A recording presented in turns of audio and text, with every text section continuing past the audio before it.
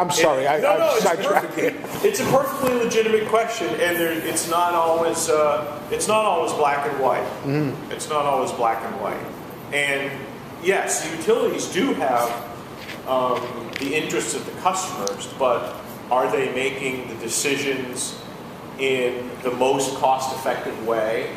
I mean, could they have delivered the same level of reliability in their system, or approximately the same level of reliability in their system, another set of eyes on the problem, for less money?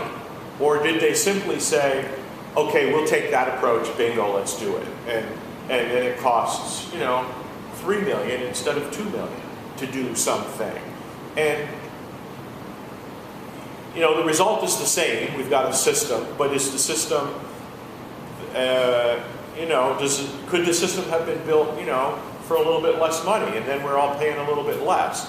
And Wes is certainly correct that most utilities, not the co-op, because that's got a different corporate structure, but most utilities, like Public Service Company of New Hampshire, is part of a big company, which is a publicly traded company, meaning they're listed on the stock exchange, the New York Stock Exchange, and they have other financial issues that they're thinking about.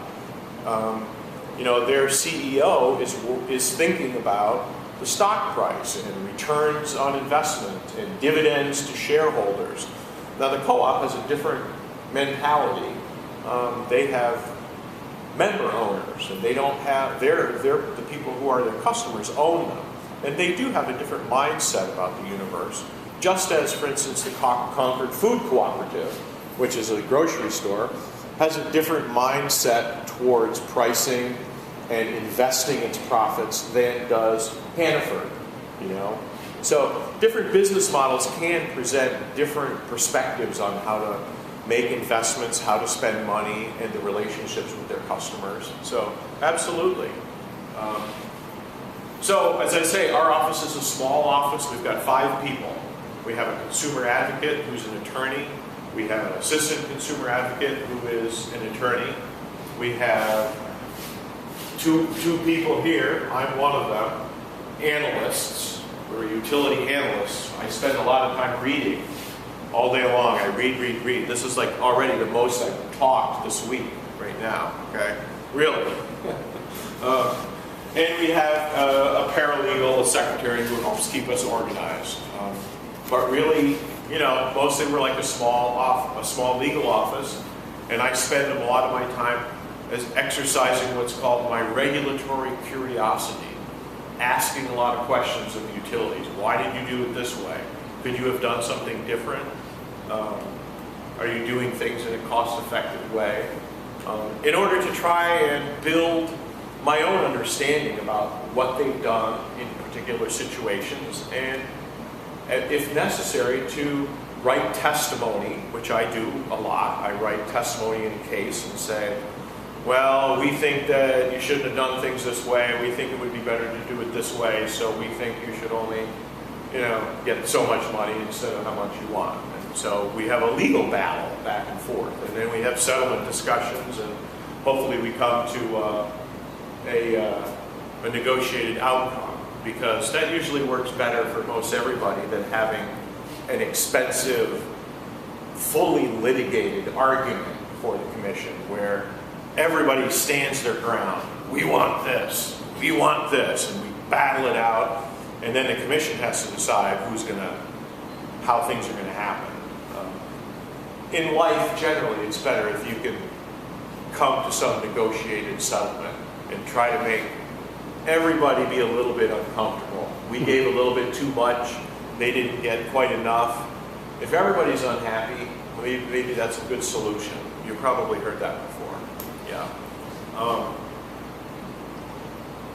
We also have an advisory board that we meet with every other month, and that advisory board is made up of a number of members who represent different interests. This isn't voluntary, it's required by a New Hampshire statute.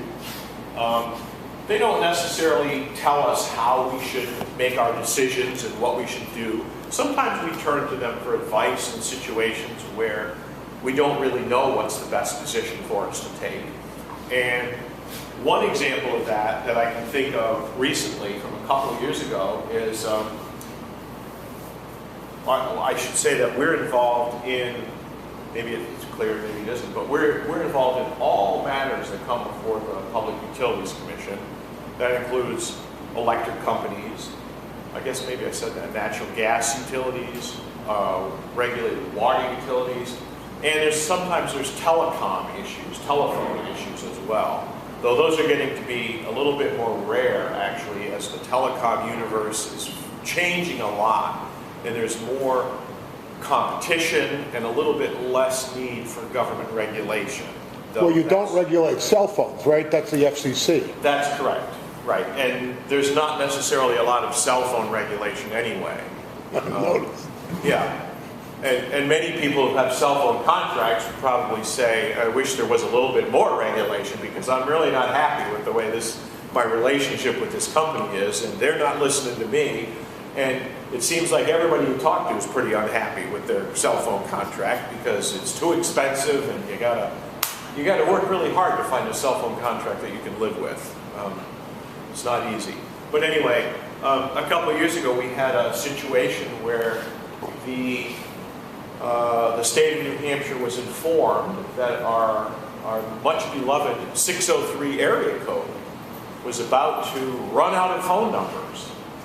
Oh my gosh, what happens when that happens? Well, then we would have to get a new area code, right? And we would no longer be able to just be area code 603. You know, that's our identity here in New Hampshire. People got those cute little bumper stickers, 603. I don't know if you've seen them. Yeah, they're out there. And the Mainers, they're really attached to their 207, But, so there's an organization in the United States that oversees numbering resources. Yeah. The North American Number Plan Administrator, NANPA, is an organization that is contracted out to some company called Newstar, I think. Well, anyway, their job is to sort of look and monitor telephone numbers, telephone situation all over the country, and they send out reports every month. And we got a report that says, well, you guys in New Hampshire, we're predicting that you're going to run out of phone numbers in 21 months, and so you have to start a planning process and open a plan, docket, and figure out what you're going to do, because you're going to run out of phone numbers. Well, what are we going to do? Well, there's two big options that you can choose from. If you're going to get a new area code, you can think of two basic options. We could say, well, let's cut New Hampshire in half, okay? And everybody in the south, you guys get to keep the 603, and you guys up north, you're going to get the new area code, 891 or something weird like that. Or maybe it'd be the other way around. The guys up north would keep the 603, and the people down south would get the new one. That's one choice. That's called the geographic split, right? You got to draw a line somewhere and separate everybody. The other technique is the geographic overlay, where everybody that has a number now gets to keep their number, north or south, and anybody that asks for a new phone number, north or south, is going to get that new area code. Doesn't matter whether you're in Berlin or Brookline or Portsmouth or Pittsfield, wherever, right? New people get a new number. That creates some technical challenges because then you have to have 10-digit dialing. Because even though I'm in Concord, the person right next door to me might have one of those new phone numbers with an 891 area code. And so you can't just dial the 7 digits anymore, you got to have 10-digit dialing. So in addition to the technical issues, there's sort of social and other factors, like what's best for the people of New Hampshire, what's best for the small businesses and the large businesses, Businesses make investments in stationery and phone systems and communications and software. Depending upon your business, you may have a lot of phone numbers. And if you've got to change all those phone numbers, that could be a really big expense. So we turned to our advisory board in that case to talk to them about what's it going to be? Which one of these plans do you think we should go with? Well, fortunately, while we were talking about that, the telecom division of Public Utilities Commission found out that somebody was stashing away a couple of million phone numbers. They weren't confessing to the fact that they had stashed away a whole bunch of phone numbers in a suitcase, and they claimed that they were using them all, but in fact they weren't using them all. And so the telecom division made them cough up those phone numbers and give them back so that we could use them. And so crisis avoided for now. You know, eventually we may have that crisis again. And so just know that we regulators are eternally vigilant, and we're there waiting for that crisis to happen, and we'll deal with it properly when it does get here. Did your board come up with any preferences, or did you get cut to the quick on that? Well, we did actually. They expressed the preference that we would probably support the geographic overlay plan, so that existing people with existing phone numbers would keep those in their 603 area codes, and new people, new businesses, new residents would get a new telephone number with a new area code. Yeah. So even if I'm calling my next door neighbor, then I'd need a 10 digits. Yeah, you probably would. Yeah. Or 11, actually.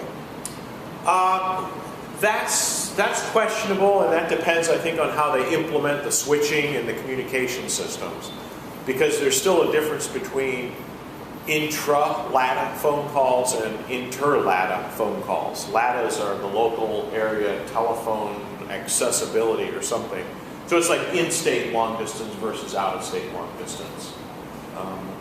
Like I can call from Concord to Hillsborough without using 10 digits, but it's really a long distance phone call. I'm calling outside of my local calling area. But so I think you'd need 10 digit, but if you were going to call Indiana, you'd probably need to put the 1 in there. I think, again, I think it depends on how they set up the computer switching things. So Thanks. yeah, absolutely. And if you have any questions for me, of course, call me or interrupt me anytime. Interrupt me. So I've talked about this a little bit. The OCA participates at the Public Utilities Commission, and the PUC is the judge or the arbiter. They are the decider in trying to balance the interests of the customers, whether those are residential customers, where you're a lawyer, the residential customers, or whether those are the business customers, and the interests of the regulated utilities. You know, frankly, the regulated utilities have interests too. We need them. We need them to stay in business. We want the electricity they're supplying or the other services that they're bringing to us. So the PUC has to balance all those interests. And it's not always easy. It's very difficult. It's important also for us to remember that we represent the interests of residential ratepayers as a whole, not just one little group of residential ratepayers. Because sometimes, for instance, the residential ratepayers in this town might have a different interest than the residential ratepayers in this town. For instance, if we were to think about, there's all kinds of good examples probably of that, but I'm thinking of one, for instance, like a big one you may have heard about. It's still very much being talked about and developed, but there's this thing called the Northern Pass, big transmission project. Well, one of the components of that, if I understand it correctly, is that there's going to be a huge investment in the city of Franklin for a new transformer station, which would transform the direct current power that's coming down on this transmission line into alternating current, AC, which would then go out on our local, smaller transmission and distribution system. Well, the city of Franklin, if they're going to get $100 million worth of investment in their city, that's going to be good for the city of Franklin, because they're going to have more property tax that they can collect from whoever owns that, likely PSNH, okay? So the city of Franklin and its residents have an interest in supporting Northern Pass, you might say, because that's going to help their tax base. They're going to have more tax revenue. It'll be good for their schools. It'll be good for the city hall for maybe hiring a few more employees and the highway department to take care of the roads better.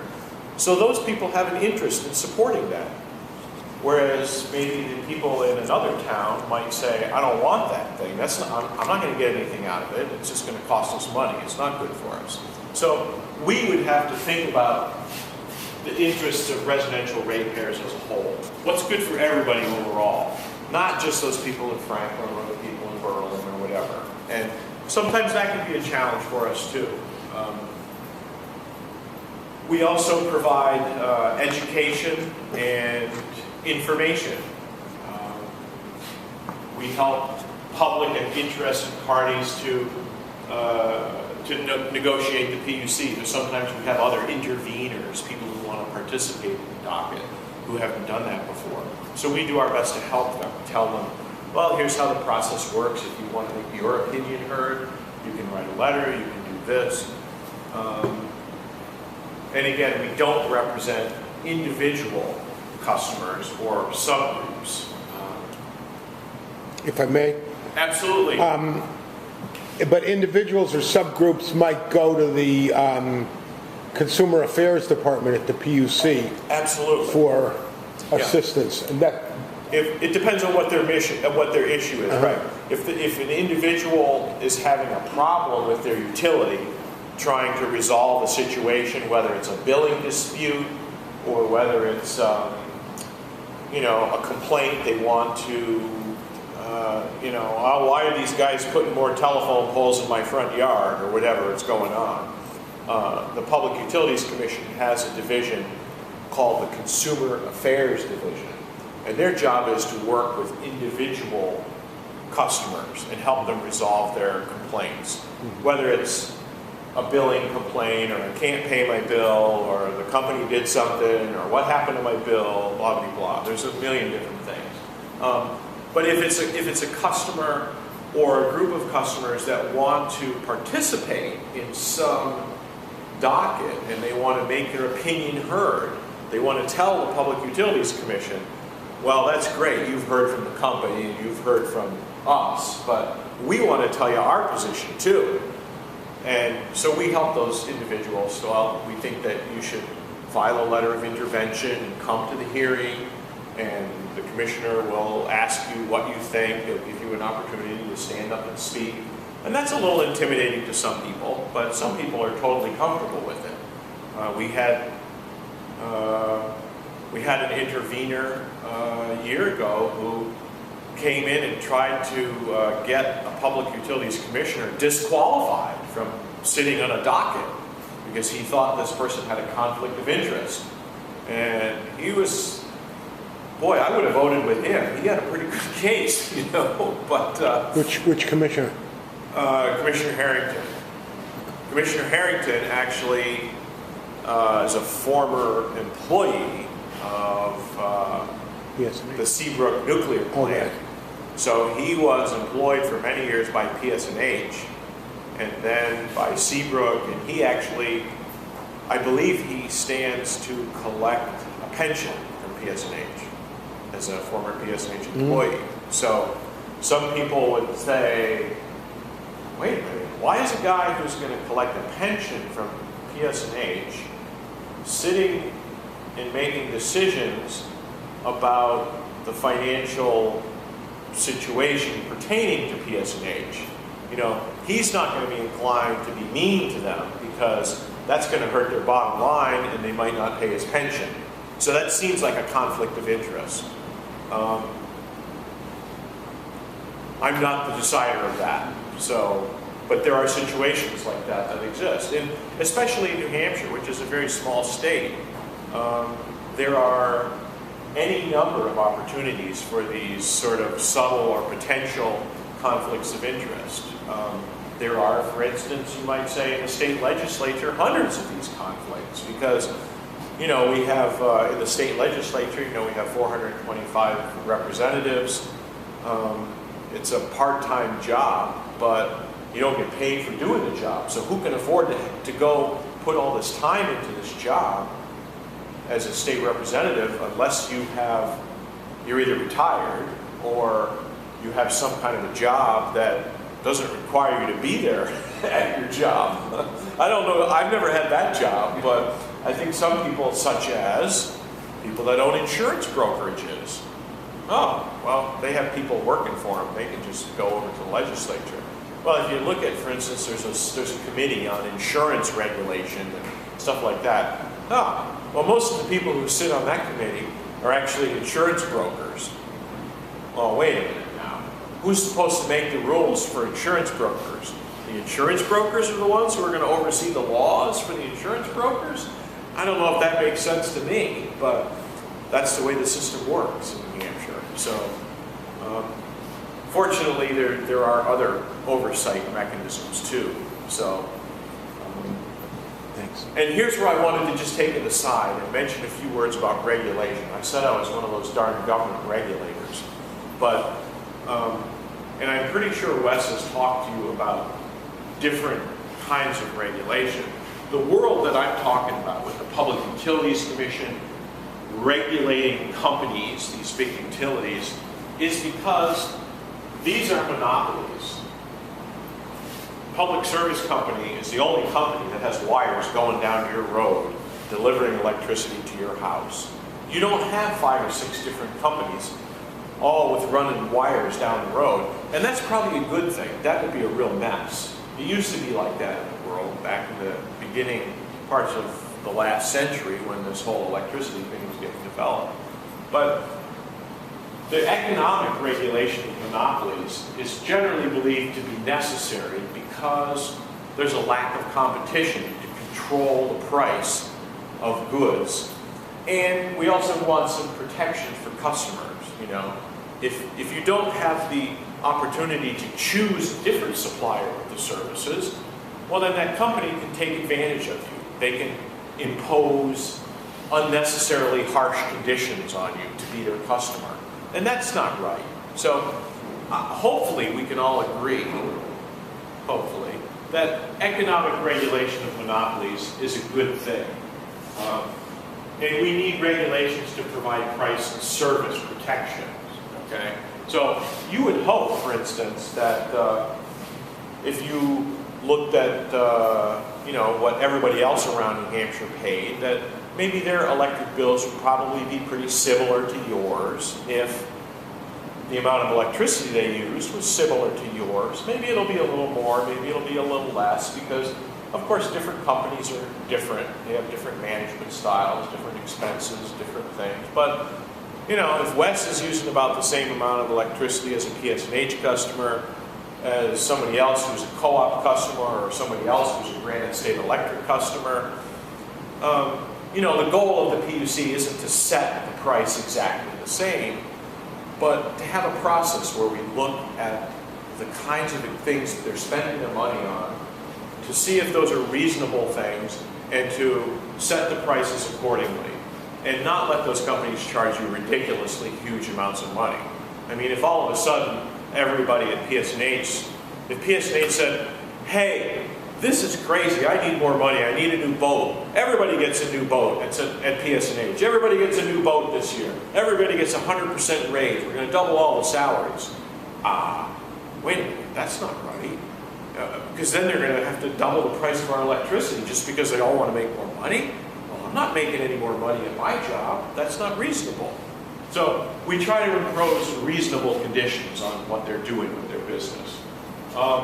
Monopolies also need approval for consolidation when they want to buy and sell businesses, combine their businesses, because we don't want any one company to get too big and have too much market power.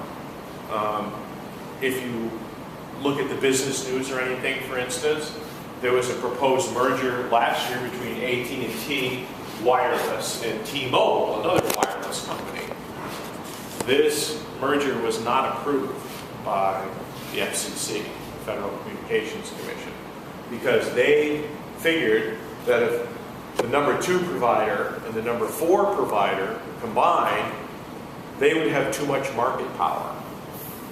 And they would be able to have undue influence in the pricing of products and services in the marketplace. And so they did not approve that merger.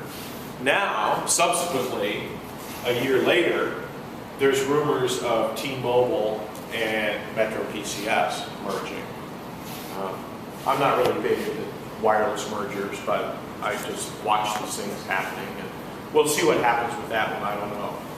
Anybody know any Metro PCS customers? Never even heard of the company before. They got some wicked good ads on TV. Pretty funny, but there's also a big electricity merger that got finalized last summer between NU, Northeast Utilities.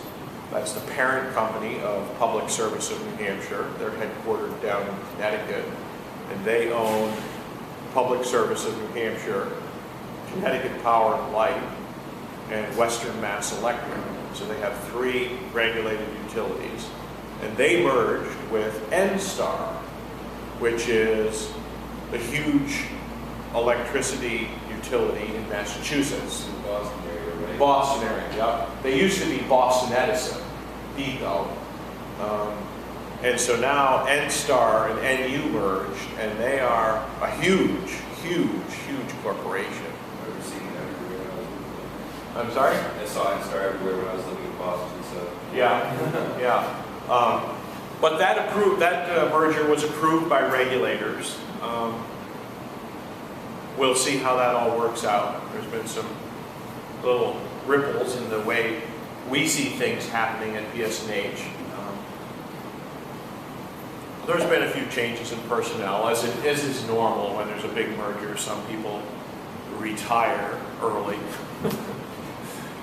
Nobody ever offered to let me retire early, so I'll be working for a few more years. It's too late for me. And in the other half of the coin, you might say, when we don't have monopolies, we have the free marketplace. You know, if you want to go get your hair cut, there's any number of barber shops or hair salons that you can go get your hair cut at. We don't have to regulate the price of a haircut, because you can go over here and pay $10 for a haircut. You can go over here and pay $20 for a haircut. You can choose which of those services suits your need. There's plenty of choices, whether you just want to get the simple buzz cut, or whether you want to get the full scalp massage with the shampoo and the nice smell and everything, whether you want the middle-aged guy cutting your hair or the attractive young lady cutting your hair. You can choose what sort of product you want, what sort of service you want. And we call that, market regulation. The market regulates the price of the services. That's not the world I work in. I work in the world of regulated monopolies. And the telecom universe, as I hinted, is sort of moving a little bit this way. I'm not sure whether it should or whether it should stay up here. The telephone companies are definitely saying, oh, we need to be down here. You don't have to worry about us. There's so much competition, you don't have to worry about us. But I think, as any of us know, if you want telephone service at your house, I still don't feel like I have a whole lot of choices, and I don't feel like my choices are good, and I don't feel like I can choose between high-priced super services and low-priced bargain basement services. All the services are way too expensive, if you ask me. But I'm not going to get into the universe of telecom. It's much too complicated. It's much easier to talk about electricity and energy efficiency and stuff. Other things that the OCA does, we do spend some time at the legislature trying to, as we say euphemistically, educate legislators, tell them, hey, I'm not sure where that idea came from for that piece of legislation, but maybe we can offer you some insight into what we think might be some problems with that from our perspective. That's called educating. It's not lobbying. We're not allowed to lobby, but we can educate when we're asked to. And our office is reasonably well known over at the legislature. When legislators have energy bills, they do call us up from the Science, Technology, and Education, or Energy Committee, ST&E.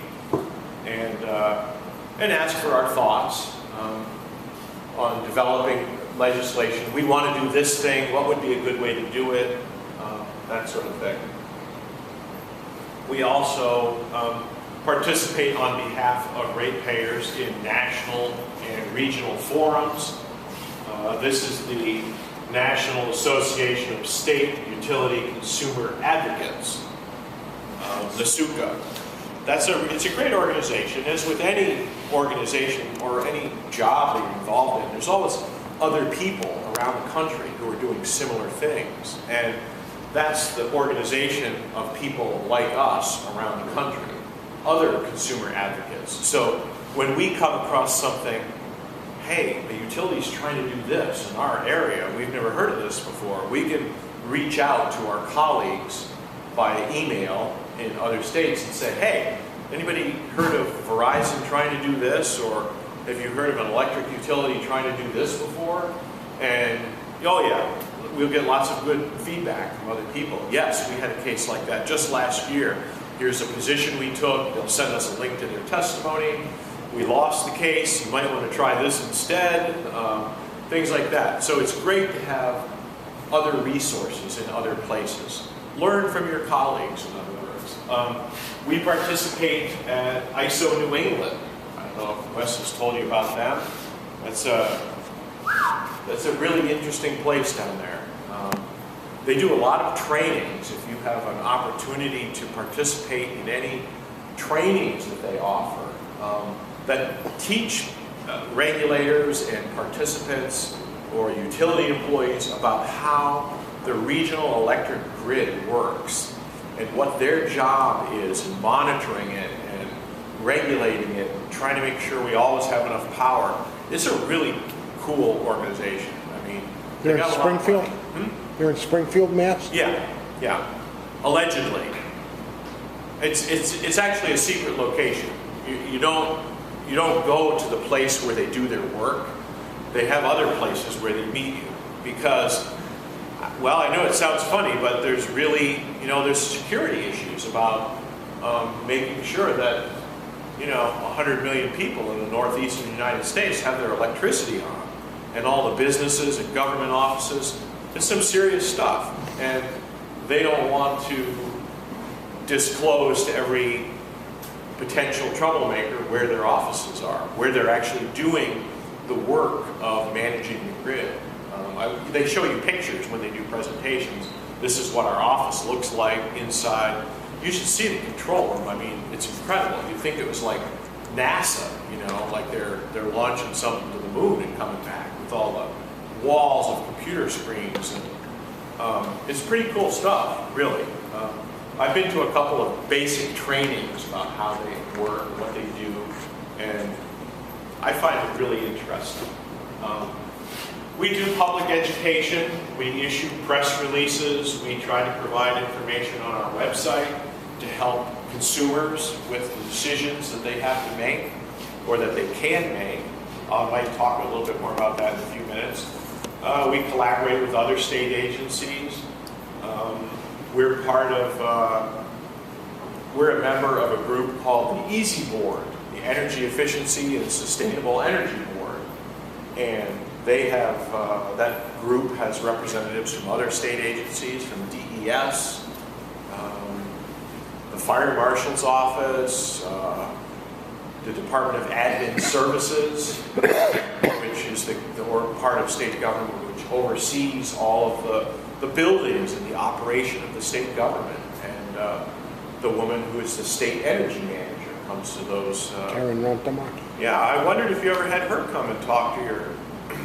No, I'm actually doing a training for her tomorrow. Oh. Down in Concord, but okay. No, that'd be very interesting to have her come. It would be, because she has worked hard to try and encourage state government to conserve energy, to try and make better decisions about investing in our infrastructure. I'm training building operators from the state tomorrow.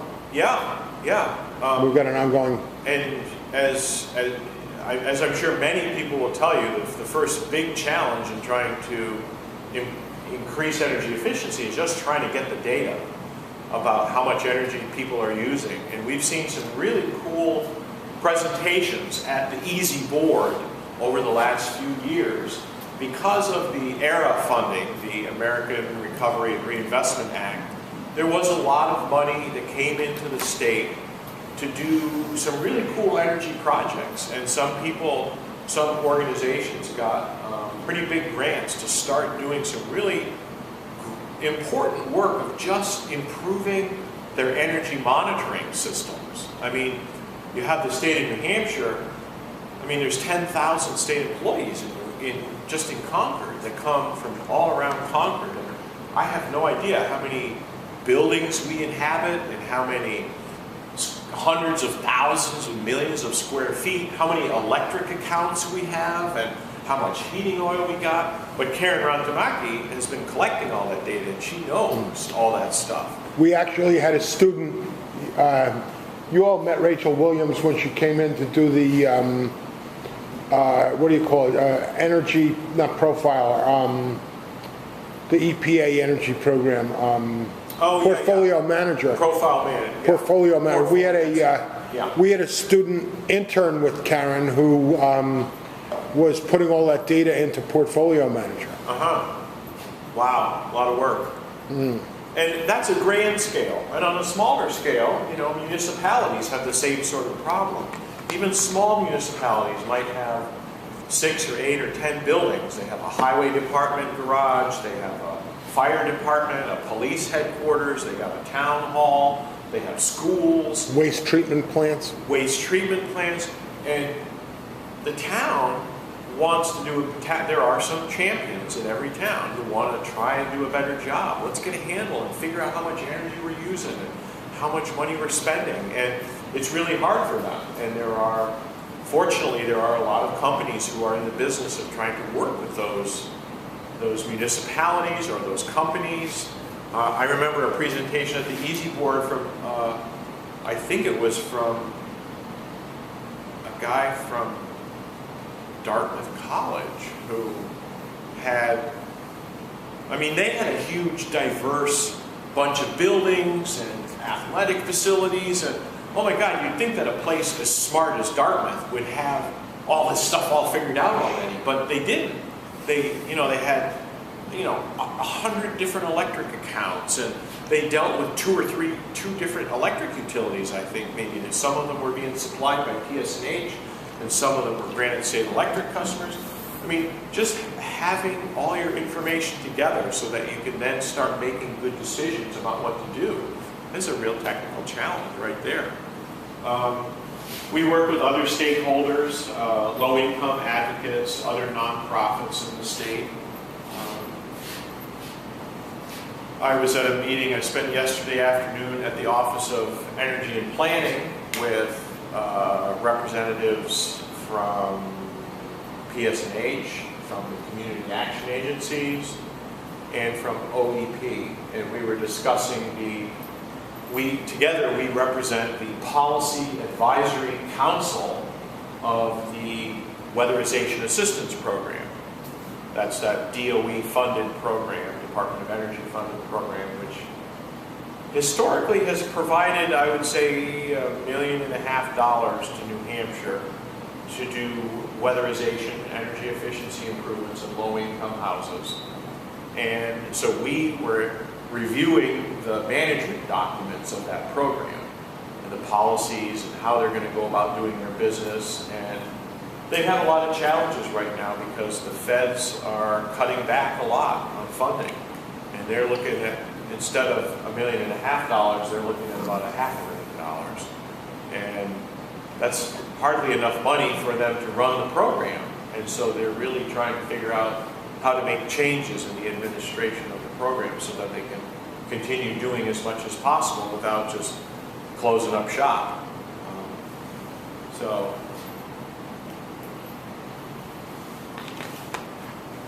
we go. Are we worth the expense? We like to think that the work we do is worthwhile, but it's worthwhile comparing how much we cost. Our office of 5 people had a budget a couple of years ago, and it's still just about this number. I haven't updated this slide, but we're funded not through the general funds of the state of New Hampshire, but we are funded actually by an assessment on the utilities we regulate. So those utilities have to pay us to regulate them. Does that sound a little crazy? It's great work if you can get it, huh? I guess. But this is the methodology that's used in about half the states in the country. And we like to think it's a much better approach to funding. If we were funded by the state legislature, our budget would probably, every 2 years we would be concerned for our budget. As it is, we still are very concerned for our budget because when Governor Lynch or Governor Hassan imposes budget restrictions on all of the state agencies, we go along with it. Even though we're not funded by general fund revenues, it's good policy. If she says, everybody, I want you to cut back 5%, and we say, nah, we don't have to, well, that doesn't look good. It's not gonna fly when you take your budget over to the legislative budget committee. They're gonna say, wait a minute, how come your budget went up 20% and the governor told everybody to cut back 5%? And we say, no, we don't have to follow the governor's directive because we're not funded by the governor. We're funded through another mechanism. They wouldn't like that very much. We'd be like thumbing our nose at them, and they would not take that well. So, but if you compare our budget to, for instance, the total annual compensation of the president of New Hampshire's largest utility a couple of years ago, pretty much one person made the same as our entire office. And we're involved in countless dockets every year, 20, 30, 40, 50 dockets. Some of them are really big, some of them are really small. But I'm quite sure that we save the ratepayers in New Hampshire a lot more than this every year. It's a little bit hard to quantify because we can't really say, because we were there, they only got 9 million instead of 10 million. It's a little hard for us to prove that outright, but we're pretty sure we're worth it. And for instance, a couple of years ago, just one single rate case for National Grid, when National Grid owned Energy North, the natural gas utility, they spent $788,000 to come in and ask for $10 million.